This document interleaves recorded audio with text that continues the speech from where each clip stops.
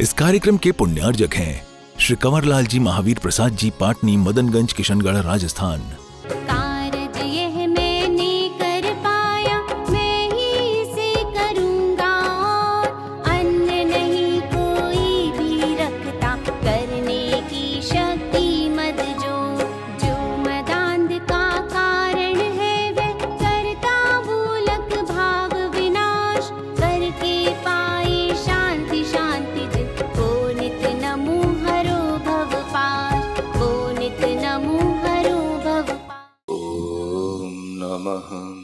सिद्धेभ्यः ॐ नमः सिद्धेभ्यः। ओकारं बिन्दुसंयुक्तं नित्यं ध्यायन्ति योगिनः। कामदं मोक्षदं चैव ओंकाराय नमो नमः। अरहमित्यक्षरं ब्रह्म वाचकं परमेष्ठिनः। सिद्धचक्रस्य सद्बीजं सर्वतः प्रणमाम्यहम्। देवादिदेव 1008 श्री शांतिनाथ भगवान की, परम पूज्य आचार्य गुरुवर श्री विद्यासागर जी महाराज की। बोली तीर्थंकर सम दिव्य ध्वनि को बिखराने वाले परम आराध्य गुरु मुंशी प्रणम सागर जी, चंद सागर जी महाराज की। श्री शांतिनाथ पद पंकज चंचरीका, देवानराः समभवन गणनाव्यपेता। एकोऽस्मितेषु मतिशक्तिविहीनतोऽपि भक्त्या प्रकर्षमुपयामि च तत्प्रभावा। काव्य नंबर 81। वस्तु एक ही भेद रूप है, जो व्यवहार दृष्टि से है। निश्चय नैसे मानी जाती, वस्तु अभेद पने से है। भेद अभेद धर्मयुत वस्तु एक धर्म में यदि माने, तो वह गगन कुसुमवत सतना असत कही गुरु की वाणी। पंच अस्तिकायों के साथ द्रव्य काल भी निवस रहा। कर्म धातु चौ परमाणु, सूक्ष्म वर्गणा अवस कहा। कर्मों का जीवों में बंधन, प्रतिनिषेक हृदयादि दशा। सूक्ष्म घटित जो हुआ जगत में, देखे वह सर्वज्ञ दशा। मन इंद्री से जन्य ज्ञान भी, जिनके मत प्रत्यक्ष कहा। वे ज्ञानी हो सकते, लेकिन पूर्ण विज्ञता नहीं आहा। जो आकाश पतित शास्त्रों को मान सनातन उनका बोल। हठ सर्वज्ञ ज्ञान की करते, खंडित करते पूर्ण विबोध। संसारी जीवों के दोनों मति श्रुत ज्ञान परोक्ष रहे। कहने की सामर्थ्य उसी में, जिसको सब प्रत्यक्ष रहे। हो निज आत्म की ज्ञान शक्ति से, निखल वस्तु जो जान रहा। उसी चिदात्म में है भाई, सिद्ध धाम कैवल्य महा। आगे काव्य नंबर 85 पढ़ते हैं।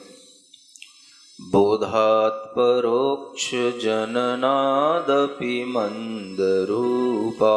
बोधात् परोक्ष जननादपि मंदरूपा। तद्यक्ष बोधमवसामि तव प्रसूता। तद्यक्ष बोधमवसामि तव प्रसूता।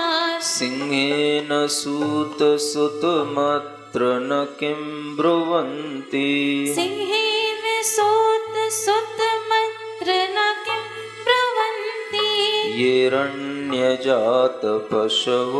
वनराज एव हिरण्यजातपशवो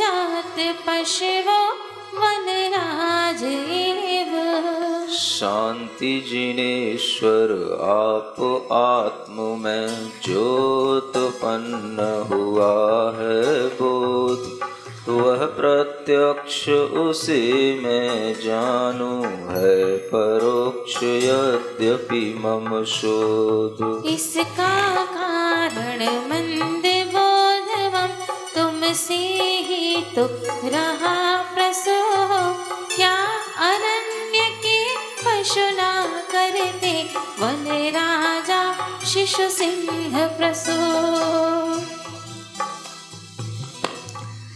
शांतिनाथ भगवान की स्तुति करते हुए यहाँ पर भगवान के ज्ञान को और अपने ज्ञान को समझते हुए भक्त भगवान की स्तुति में कुछ ज़्यादा ही बह जाता है। जब भक्त भगवान की स्तुति में ज़्यादा बह जाता है, भक्ति का प्रवाह जब ज़्यादा आ जाता है, तो वह अपने मन में भगवान को देख कर के अपने आप को भी बहुत कुछ भगवान की तरह भगवान से मिला हुआ, भगवान के वंश का, भगवान के बहुत ही निकट अपने आप को महसूस करता है। शांति जिनेश्वर आप आत्म में जो उत्पन्न हुआ है बोध वह प्रत्यक्ष उसे मैं जानूं परोक्ष यद्यपि मम शोध। क्या कहा जा रहा है? यह शोध भी हो रहा है भक्ति में, और इस शोध के माध्यम से बताया जा रहा है कि हे भगवान आपका ज्ञान प्रत्यक्ष है और उस प्रत्यक्ष ज्ञान को मैं जान रहा हूं। कौन जान रहा है? मैं जान रहा हूं। यानी आपकी भक्ति करते करते मैं भले ही परोक्ष ज्ञान का धारी हूं, मेरा शोध यद्यपि परोक्ष ज्ञान से जुड़ा हुआ है, मैं भले ही मतिश्रुत ज्ञान को धारण करने वाला, परोक्ष बोध को धारण करने वाला हूं, लेकिन फिर भी हे भगवान मैं आपको अपने परोक्ष रूप, मंद रूप जो हमारे अंदर बोध है, ज्ञान है, उससे मैं आपको प्रत्यक्ष देख रहा हूं, प्रत्यक्ष जान रहा हूं। क्या बात हुई है? परोक्ष ज्ञान से हम प्रत्यक्ष कैसे देख सकते हैं? लेकिन भक्ति में सब कुछ दिखाई देता है, भक्ति में सब कुछ कहने में आ जाता है। भक्ति में हमें अपने आप ये लगने लग जाता है कि हमारा ज्ञान भले ही परोक्ष है, लेकिन हम अपने ज्ञान से अगर प्रत्यक्ष ज्ञानी को जान रहे हैं, प्रत्यक्ष ज्ञान को जान रहे हैं, तो वह भी हम ऐसा लग रहा है कि बिल्कुल प्रत्यक्ष ही जान रहे हैं। हमारे सामने सामने ही वो सब घटित हो रहा है। भगवान की आत्मा मानो हमें दिखाई दे रही है, भगवान के संपूर्ण केवल ज्ञान में वह आत्मा मुझे प्रत्यक्ष हो रही है। ऐसा होने लगता है। कब होता है? जब हम भक्ति में क्या हो जाते हैं? बोर हो जाते हैं कि विभोर हो जाते हैं? भक्ति में विभोर हो जाएंगे तो ये सब दिखाई देगा, और भक्ति में बोर हो जाएंगे तो कुछ भी दिखाई नहीं देगा, है ना? जब भक्ति होती है तो हमें भगवान के चरणों में, गुरु के चरणों में ही शीतलता, छाया नजर आती है, और जिंदगी धूप की तरह दिखाई देती है। और जब हमारे अंदर भगवान की भक्ति करते करते बोरियत आने लग जाती है, तो फिर हमें अपनी जिंदगी अच्छी लगती है, किसी दूसरे की जिंदगी से हमें कोई लेना देना नहीं होता। यहाँ तक कि हम भगवान की जिंदगी से भी कोई मतलब नहीं रखते, क्योंकि हमें भगवान की भक्ति में कोई भी आनंद नहीं आ रहा। तो ये देखते रहना है कि हम भगवान की भक्ति करते करते बोर हो रहे हैं कि और विभोर हो रहे हैं। अगर विभोर होंगे तो हर भोर जानते हो, सुबह हर भोर हमारे लिए ऐसे ही आनंद देने वाली होगी, और हर सुबह हमें ऐसे ही भगवान शांतिनाथ की भक्ति में डूबने का अवसर मिलेगा। अगर भक्ति में हम विभोर हो रहे हैं तो, और अगर बोर हो रहे हैं तो फिर हम भोर को छोड़ने के बाद ही यहां आएंगे। कई लोग होते हैं वो जब भोर निकल जाती है, समय निकल जाता है, तब यहां पर पधारते हैं। अभी रजाई वाली ठंड नहीं आई लेकिन अपने मन में अगर भगवान की भक्ति का भाव बना रहता है तो हमें अपने आप ऐसा लगता है कि भगवान हमसे दूर नहीं, भले ही भगवान का ज्ञान प्रत्यक्ष हो, हमारा ज्ञान परोक्ष हो, लेकिन परोक्ष ज्ञान में भी इतनी शक्ति सी दिखाई देती है कि भगवान हमें बिल्कुल प्रत्यक्ष से दिख रहे हैं। आपको भी दिखेंगे, दिख रहे होंगे, अगर श्रद्धा आपके अंदर आ रही होगी तो। क्योंकि जो आत्मा है, जो शरीर है, वो सब हमसे कोई अपरिचित तो नहीं है। हम आत्मा को भी समझते हैं, शरीर को भी समझते हैं, आत्मा के ज्ञान स्वभाव को भी समझते हैं, और उस ज्ञान में जब इस तरह से केवल ज्ञान की उज्ज्वलता आ जाती है तो उस केवल ज्ञान में जो कुछ सब दिखाई दे रहा है वो हमें इतने दिनों से समझाया जा रहा है। सूक्ष्म से सूक्ष्म पदार्थ, दूरवर्ती पदार्थ, विगत काल में हुए सब प्रकार के पदार्थ, ये सब हमें बताए जा रहे हैं। और ऐसा देख करके, सुन करके, अनेक तरह के पुराणों को भी हम जब पढ़ लेते हैं तो अपने आप लगने लग जाता है कि भगवान सर्वज्ञ, वास्तव में तीनों कालों की बातों को जानने वाले हैं, प्रेजेंट, पास्ट एंड फ्यूचर। ऐसे सर्वज्ञ भगवान के ज्ञान को जब हम प्रत्यक्ष रूप में देखते हैं तो भक्ति करते करते ऐसा आभासित होने लग जाता है कि भगवान हमारे ज्ञान में भी आप प्रत्यक्ष झलक रहे हैं, हमारे ज्ञान में भी आप प्रत्यक्ष दिखाई दे रहे हैं। और इस ज्ञान को न्याय शास्त्रों में मानसिक प्रत्यक्ष नाम से कहा जाता है। क्या बोलते हैं? मानसिक प्रत्यक्ष। जो ज्ञान हमारे लिए परोक्ष रूप में है, मतिश्रुत ज्ञान, वो यद्यपि सिद्धांत की दृष्टि से परोक्ष है, लेकिन व्यवहार को भी आचार्यों ने छोड़ा नहीं, व्यवहार को भी स्वीकार किया। तो आचार्यों ने अपने इस ज्ञान को भी सामव्यवहारिक प्रत्यक्ष नाम दिया। क्या नाम दिया? जो हम कहते हैं भैया हमने तो वहां जाकर के प्रत्यक्ष देखा, लाइव सुना, लाइव देखा, तो ये क्या है? ये व्यवहार से प्रत्यक्ष कहना भी गलत नहीं है। इसलिए आचार्यों ने इसको एक अलग टाइटल दिया, सामव्यवहारिक प्रत्यक्ष। जो व्यवहार चलाने के काम में आता है वह समव्यवहार के लिए काम में आता है। ऐसा सामव्यवहारिक ज्ञान, इंद्रिय ज्ञान भी प्रत्यक्ष कहलाता है, लेकिन सिद्धांततः वह परोक्ष है। क्योंकि कर्म के क्षयोपशम से उत्पन्न होने वाला है, इंद्रिय और मन से उत्पन्न होने वाला है, इसलिए वो परोक्ष है। लेकिन कुछ इंद्रियां और हमारे मन की जो प्रवृत्तियां या परिणतियां हैं वो आत्मा के ज्ञान से ही जुड़ करके आती हैं, इसलिए वो थोड़ी सी प्रत्यक्षता की श्रेणी में भी चली जाती हैं। तो ऐसे ही इंद्रिय प्रत्यक्ष भी हो जाता है, मानस प्रत्यक्ष भी हो जाता है, जिसे मानसिक प्रत्यक्ष भी कहते हैं। तो आचार्य कहते हैं जब हम भगवान की भक्ति करते करते अपने मन को उनकी सर्वज्ञता में, उनके केवल ज्ञान ज्योति में और उनके उस शुद्ध आत्म तत्व के जो द्रव्य और गुण और पर्याय के भाव हैं उनमें जब हम युक्त करते हैं, लगाते हैं, तो हमारे मन के अंदर भी वह प्रत्यक्ष जैसा भासित होने लग जाता है।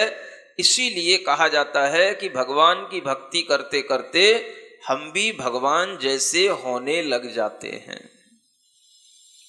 सुन रहे हो? ये भगवान की भक्ति करते करते इस तरह का भाव आने लग जाता है।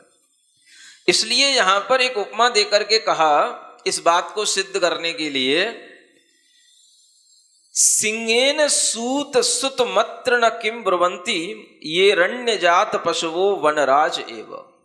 अरण्य में उत्पन्न होने वाले जो पशु हैं, अनेक जानवर हैं, वे जब सिंग से कोई सूत उत्पन्न होता है, सुत उत्पन्न होता है, सुत माने पुत्र, सिंह का पुत्र जब उत्पन्न होता है तो जंगल में रहने वाले सामान्य जानवर जितने भी होते हैं वे सिंह के पुत्र को भी वनराज समझते हैं और वनराज ही कहते हैं। क्या समझ आया? बेटा किसका, पूत किसका? सिंह का।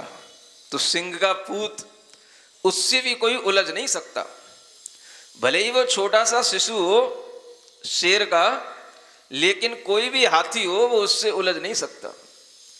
कोई भी जंगली पशु हो, कितना ही बलवान हो, वो लगेगा उसको शेर ही है, भाई ये भी वनराज ही है, बहुत जल्दी ये अपने सामने आने वाला है। आ रहा है समझ में? क्या अरण्य के पशु ना कहते वन राजा शिशु सिंह प्रसूत? क्या ऐसा नहीं कहा जाता? अर्थात कहा जाता है, वनराज कहा जाता है। नवजात शिशु को यद्यपि उसके अंदर अभी बल परिपूर्ण नहीं है, विकास उसका पूर्ण नहीं हुआ है, लेकिन फिर भी वह उस वंश का है, इसलिए उसको भी जंगल के लोग उसे वनराज ही कहेंगे, वनराज ही कहते हैं। क्या कहना चाह रहे हैं? हे भगवान, आप प्रत्यक्ष ज्ञानी हैं और आपकी प्रत्यक्ष ज्ञानी को मान करके आपके वंश में ही हम उत्पन्न हुए हैं। इसलिए हे भगवान, हम भी आपकी भक्ति करते करते ऐसा लग रहा है कि प्रत्यक्ष ज्ञानी ही बन गए हैं, हम भी आपके ही वंश के सिंहराज वनराज बन गए हैं। समझ आ रहा है? भगवान के वंश में उत्पन्न हुआ जो भी पूत होगा, सुत होगा, वह भी उन्हीं का वंशज कहलाता है। वर्धमान स्तोत्र में इन भावों को बड़े अच्छे ढंग से लिखा है, पढ़ना। तो ऐसे ही यहां पर उदाहरण देकर के कहा जा रहा है कि हे भगवान, हम भी आपके वंश के होने से प्रत्यक्ष ज्ञानी हो गए। हम भी प्रत्यक्ष ज्ञानी, हमें लग रहा है कि मैं भी प्रत्यक्ष ज्ञानी हो गया हूं। बताओ, अब मुझे प्रत्यक्ष ज्ञानी कौन कहेगा? ये तो मैंने अपने मन से अपने आप को कह लिया। मैं अपने मन से अपने आप को प्रत्यक्ष ज्ञानी कहूंगा या जंगल में रहने वाले जानवर कहेंगे?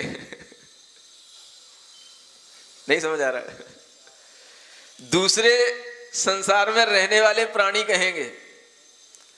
अपने आप इस तरह की जो भक्ति करेगा उसे दूसरे लोग अपने आप उसे वीर वंश का पूत कहेंगे और उसी को वनराज सिंहराज कहेंगे।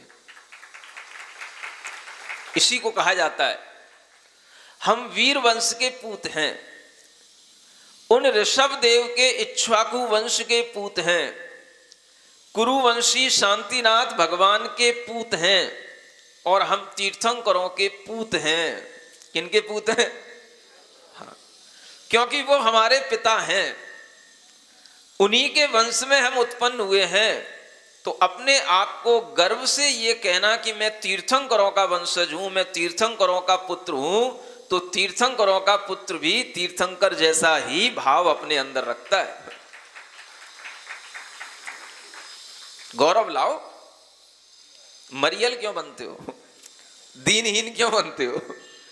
जब इतने बड़े बड़े हमारे सामने तीर्थंकर हुए हैं और इतना बड़ा बड़ा हमारे लिए ज्ञान विज्ञान और वैभव हमें मिला है, तो हम दीनहीन क्यों बने?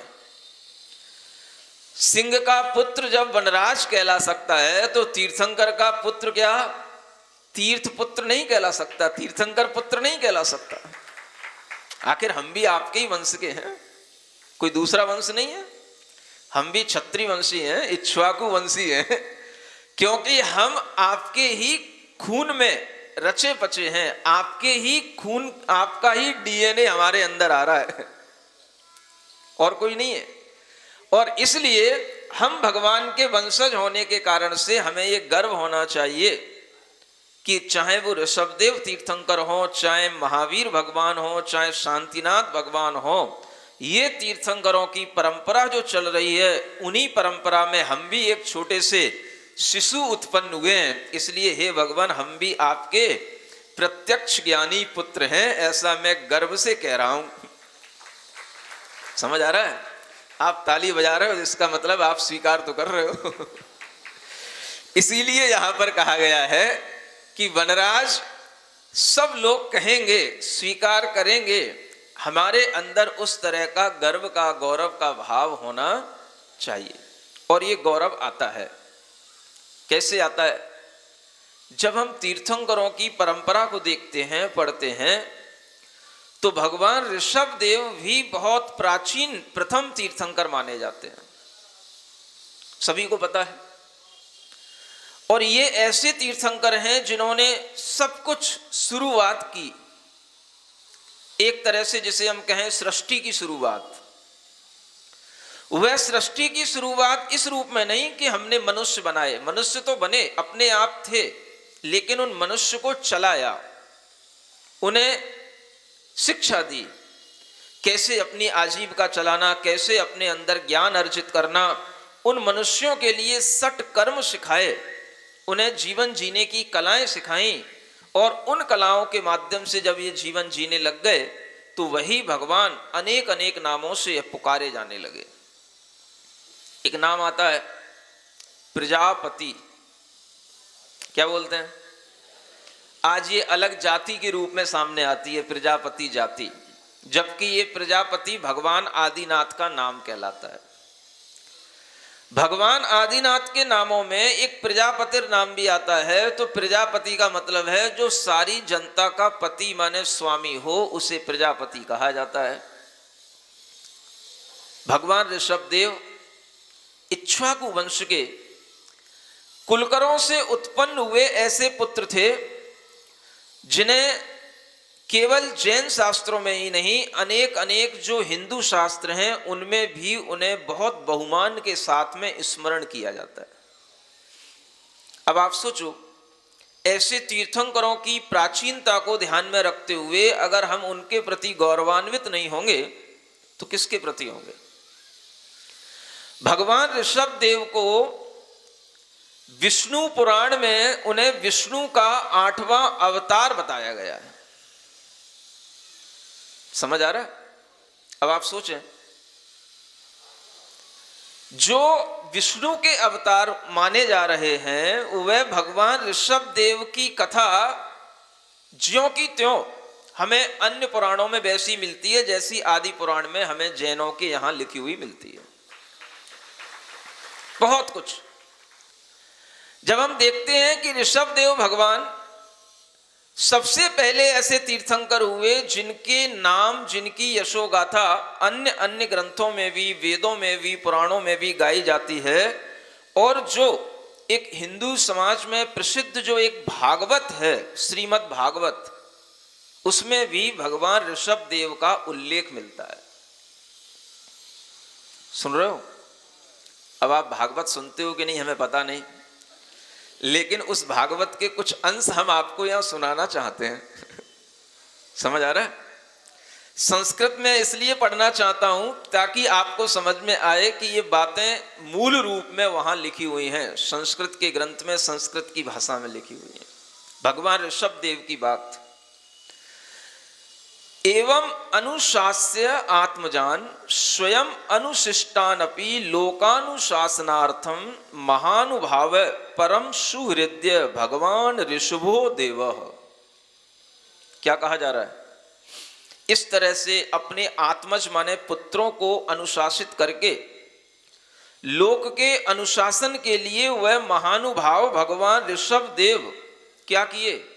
देखो उनके कितने अच्छे अच्छे विशेषणों से उनका वर्णन किया गया है। ये बात आपके लिए ध्यान रखने योग्य है। उपशम शीलानाम उपरत कर्मणाम महामुनीनाम भक्ति ज्ञान वैराग्य लक्षणम। क्या कहा? जो हमेशा मनुष्यों को उपदेश देते थे और उपदेश देने के लिए वह हमेशा कहा करते थे कि उपदेश हमारे अंदर जो ज्ञान के माध्यम से उत्पन्न होता है वह उपदेश उन्हें दिया जाना चाहिए जो भक्ति ज्ञान और वैराग्य से भरे हुए हों। ऐसे महामुनियों को जिन्होंने उपदेश दिया है, किन्होंने? ऋषभ देव भगवान ने महामुनियों को उपदेश दिया है। उन महामुनियों का विशेषण क्या है? उपशम शीलानाम, माने उपशम स्वभाव वाले, शांत स्वभाव वाले। उपरत कर्मणाम, कर्मों से जो उपरत हो गए हैं। कर्म माने होता है जो अनेक तरह के सांसारिक कार्य किए जाते हैं, जैसे षटकर्म है, कृषि असी मसी विद्या वाणिज्य शिल्प, इन 6 कर्मों से जो रहित हो गए। ऐसे महामुनियों के लिए भक्ति ज्ञान और वैराग्य के उपदेश जिन्होंने दिए, उनके लिए वहां उस श्रीमद् भागवत के भागवत स्कंद के 5वें अध्याय में ये बात वहां लिखी हुई है। पारमहंसस्य धर्मम उपशिक्षमाणः, परमहंस धर्म की उन्होंने शिक्षा दी। किसकी? परमहंस। हंस जानते हो? ये साधुओं के नामों के अलग अलग उपाधियां मिलती हैं हिंदू शास्त्रों में। उनमें परमहंस की शिक्षा देने का मतलब है जो परम विवेकी हो। हंस का विवेक का वाचक होता है। जो भेद विज्ञानी हो, आत्मा और देह का परम विज्ञान जिन्होंने बताया हो, स्वयं अनुभव किया हो, उन्हें परमहंसी कहा जाता है। आपने देखा होगा आज भी हिंदू समाज में परमहंसी ये नाम प्रचलित मिलेगा आपको। परमहंसी साधु कहलाते हैं। नाम सभी प्रचलित हैं, लेकिन इस ज्ञान की शिक्षा देने वाले भगवान ऋषभ देव हुए जिन्होंने हमें परमहंस की शिक्षा दी। ये स्वयं भागवत के भागवत स्कंद के 5वें स्कंद के 5वें अध्याय में लिखा हुआ है। और क्या लिखा है? स्वतनय शत ज्येष्ठम परम भागवतम। अपने उनके पुत्र थे 100 पुत्र। स्वतनय, तनय माने पुत्र होता है, शत माने 100, और उनमें भी जो ज्येष्ठ पुत्र थे भरत, उनको यहां पर परम भागवत कहा गया है। वो परम भगवान के रूप में वहां माने गए। स्वतनय शत ज्येष्ठम माने उनका परिचय दिया है कि वह ऋषभ देव भगवान ने अपने 100 पुत्रों में जो ज्येष्ठ पुत्र थे, परम भागवत रूप थे, भगवत जन परायणम, जो भगवत जन में हमेशा प्रसिद्धि को प्राप्त थे, भरतम, ऐसा उनका नाम भरत था। धरणी पालनाय, इस पृथ्वी का पालन करने के लिए अभिषिच्य, उन ऋषभ देव भगवान ने उनका अभिषेक किया, माने राज्याभिषेक किया। स्वयं भवन एव उवृतम शरीर मात्र परिग्रह, माने भगवान ऋषभ देव ने उन भरत को राज्याभिषेक करके स्वयं तो वह उस संसार से दूर हो गए, राज्य से दूर हो गए, और शरीर मात्र परिग्रह को धारण करने वाले रह गए। ये विशेषण मुनियों के लिए जैन शास्त्रों में भी मिलता है। मुनि महाराज क्या हैं? उनके पास क्या परिग्रह है? शरीर ही उनका बस परिग्रह रह गया है, शरीर मात्र परिग्रह को धारण करने वाले। देखो नग्नत्व की, दिगंबरत्व की महिमा कैसे इन प्राचीन ग्रंथों में गाई गई है, और इन प्राचीन ग्रंथों में भी उन भगवान के उस दिगंबर स्वरूप को किस तरह से यहाँ पर लिखा गया है, ये आप सबको स्मरणीय है, ध्यान देने योग्य है। जो आजकल बच्चे कहते हैं कि जैन धर्म कितना प्राचीन है, तो उन बच्चों को ये सुनाओ, उन्हें ये पढ़ाओ कि जैन धर्म कितना प्राचीन है। जैन धर्म उतना प्राचीन है जितना प्राचीन इस दुनिया में कोई शास्त्र है, उससे भी ज्यादा प्राचीन जैन धर्म है। इससे ज्यादा क्या बोलूं? दुनिया में ऐसा कौन सा धर्म, ऐसा कौन सा शास्त्र है जो सबसे प्राचीन है, वो हमारे सामने लाओ। और अगर उसमें जैनों का नाम ना मिले, भगवान ऋषभ देव का नाम ना मिले, तो हमें बताओ। आप सोचें कि अगर किसी पुराण में, शास्त्रों में जैन ऋषियों का, तीर्थंकरों का नाम मिलता है, तो इसका मतलब है कि वह उससे बहुत प्राचीन समय में हो गए हैं, प्रसिद्धि को प्राप्त हो गए हैं, तब उनका नाम कहीं बहुत बाद में जाकर के किसी ग्रंथ में लिखा गया है। तो प्राचीनता किससे बताई जाएगी? जो साक्ष्य हैं हमारे सामने, जिन्हें हम प्रामाणिक ग्रंथ मानते हैं, जिन्हें हम पुरातन सनातन ग्रंथ मानते हैं, उन ग्रंथों में जब तीर्थंकर भगवान का वर्णन है, तो उसी से समझ में आना चाहिए आज के पढ़े लिखे बच्चों को कि भगवान ऋषभ देव से यह तीर्थंकरों की परंपरा शुरू हुई। उन्होंने ही यह दिगंबरत्व की परंपरा, श्रमण परंपरा, मुनियों की परंपरा प्रारंभ की, और उन्हीं के माध्यम से ये जैनत्व की परंपरा, जिन धर्म की परंपरा चली आई है। इसलिए इस परंपरा की प्राचीनता कहां से सिद्ध होती है, कहां इसकी शुरुआत होती है, ये आपके अंदर थोड़ा भी विवेक होगा तो अपने आप समझ में आने लगेगा। श्रीमद् भागवत आप जानते हैं कितना प्राचीन हिंदू समाज के अंदर यह ग्रंथ माना जाता है, और इस ग्रंथ में जो भी बातें उल्लिखित होती हैं, वो सारी की सारी बातें बड़े गर्व के साथ में सभी लोगों के लिए स्वीकार्य होती हैं। जब ऐसे ग्रंथों में, इसके अलावा विष्णु पुराण आदि जो ग्रंथ हैं, उन ग्रंथों में उन ऋषभदेव भगवान का वर्णन है, तो आप समझ सकते हो कि ऋषभदेव तीर्थंकर कितने प्राचीन हैं। अब हम इससे ज्यादा क्या प्राचीनता आज के बच्चों को सिखाएं?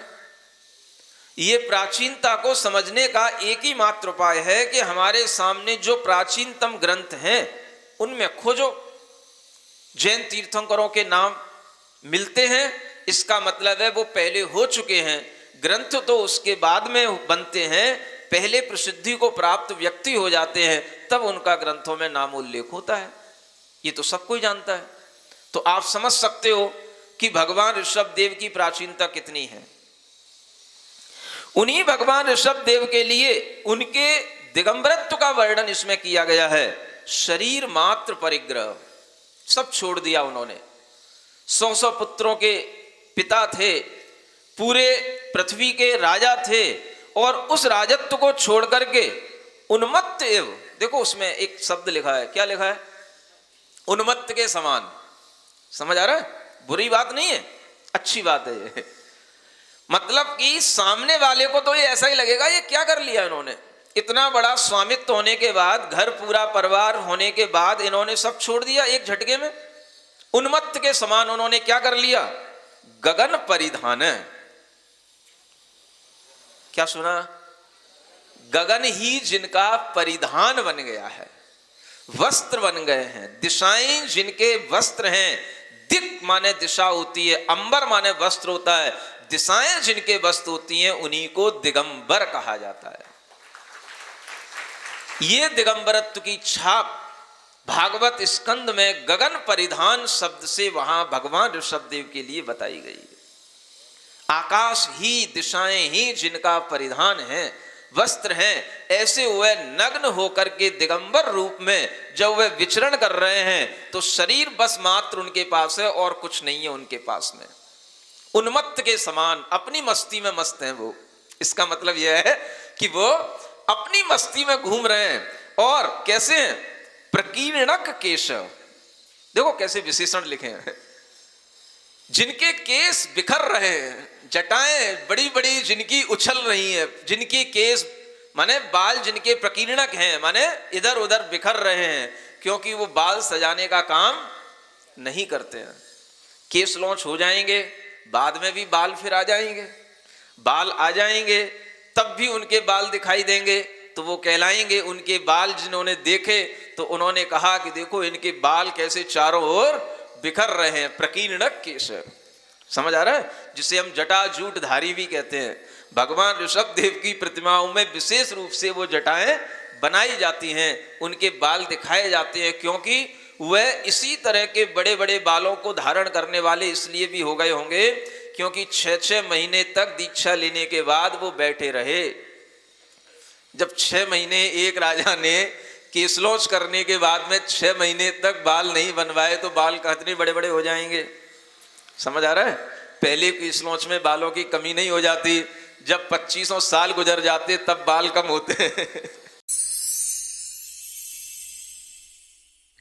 सिरिजिणवाणी जग कल्याणी जग जन मदतम मोहरी जनमण हारी गढ़हर हारी जम जरा भव रोग हरि तिथ्य राणम दिव्य झुणिम जो पड़ई सुणई मय्ये धारई राणम सौख मणंतम धर्य सासद मोक्ष पदम पावई सासद मोक्ष पदम पावई। इस कार्यक्रम के पुण्यार्जक थे श्री कंवरलाल जी महावीर प्रसाद जी, पाटनी, मदनगंज, किशनगढ़, राजस्थान।